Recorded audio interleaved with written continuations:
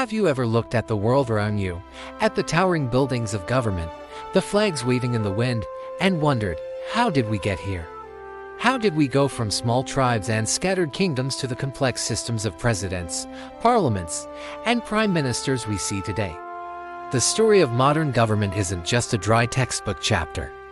It's a sprawling, epic saga filled with secret deals, revolutionary ideas, and forgotten moments that quietly shape the very fabric of our society. Today, we're pulling back the curtain to uncover the hidden history behind modern governments.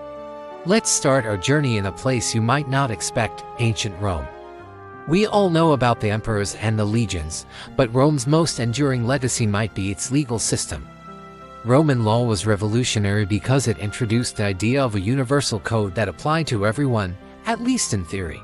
Concepts like innocent until proven guilty and the idea of a written constitution can trace their roots back to the dusty scrolls of Roman jurists. When the Roman Empire fell, these ideas didn't just disappear. They were preserved in monasteries and later rediscovered during the Renaissance, planting the seeds for the legal frameworks that underpin most Western governments today. It is fascinating to think that a legal decision made 2,000 years ago could still influence a court case happening right now. But government isn't just about laws, it's about power. And for centuries, that power was believed to come from one source: God. The doctrine of the divine right of kings asserted that monarchs were chosen by God and were accountable only to him. This idea gave kings and queens absolute authority. But then, a quiet revolution began to brew, not on a battlefield, but in the minds of thinkers. This brings us to the Enlightenment, a period in the 17th and 18th centuries when philosophers started asking some very dangerous questions. What if power didn't come from God, but from the people? Thinkers like John Locke in England argued that every individual had natural rights: life, liberty, and property.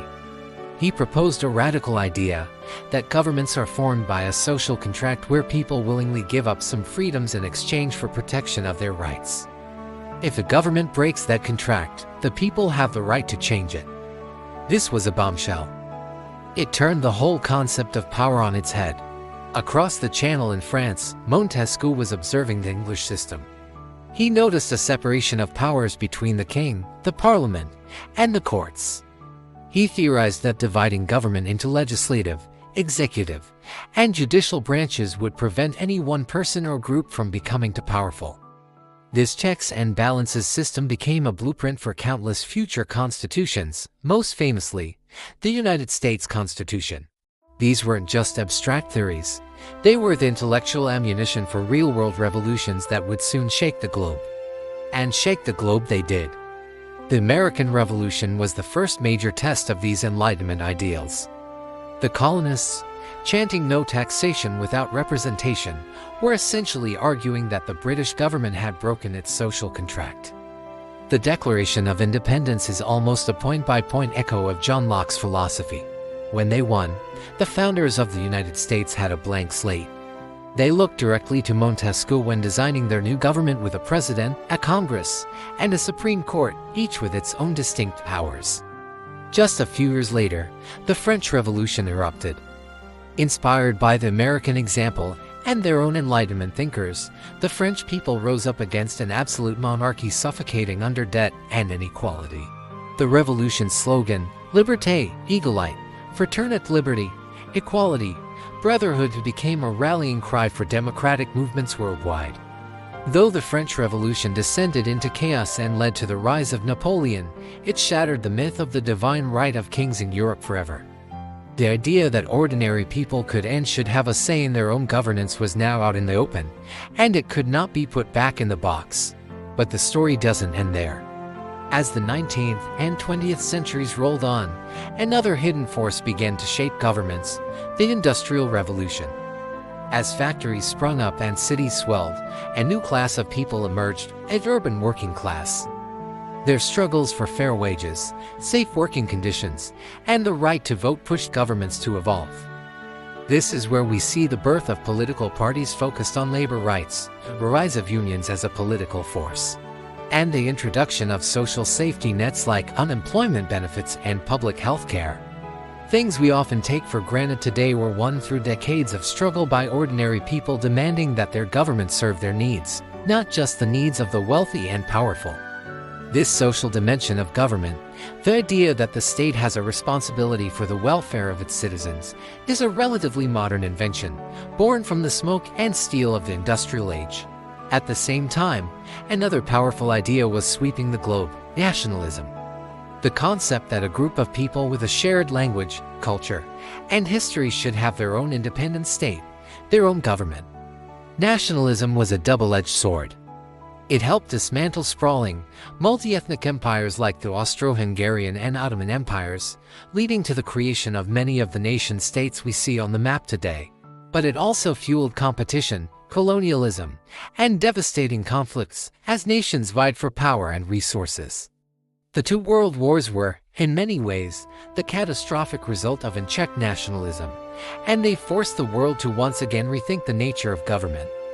In the aftermath of World War II, there was a global realization that individual nations couldn't solve global problems alone.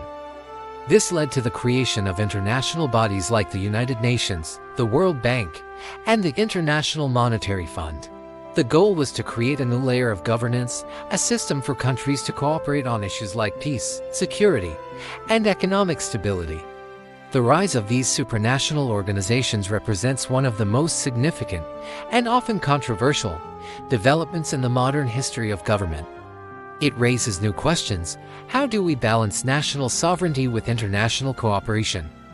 Who holds these powerful global institutions accountable? So, when we look at our governments today, we're not just seeing the results of the last election. We are seeing a complex tapestry woven from Roman legal codes, Enlightenment philosophy, revolutionary fervor, industrial-era struggles, and the push and pull of global cooperation.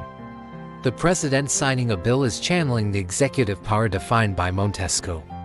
A lawyer arguing in court is standing on a foundation laid by Roman jurists.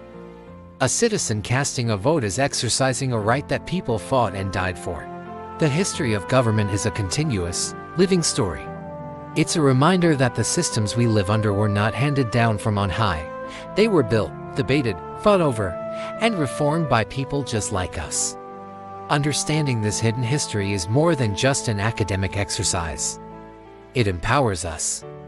It helps us understand why our societies are structured the way they are, to recognize the foundations of our rights and freedoms, and to appreciate our own role in the ongoing story of shaping a more just and effective government for the future. Thank you so much for joining me on this journey through time. Let me know in the comments which part of this history surprised you the most. Until next time, stay curious.